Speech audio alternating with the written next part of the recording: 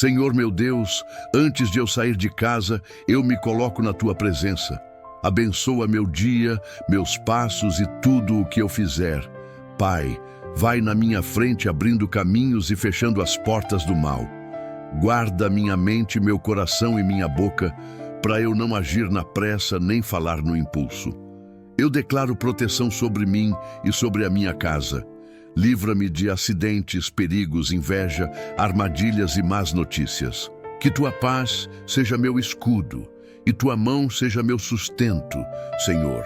Coloca teus anjos ao meu redor e me dá sabedoria em cada decisão. Se eu passar por lutas hoje, me dá força. Se eu receber bênçãos, me dá gratidão. Eu saio daqui confiando que tu estás comigo e que nada vai me faltar. Em nome de Jesus. Amém. Comente.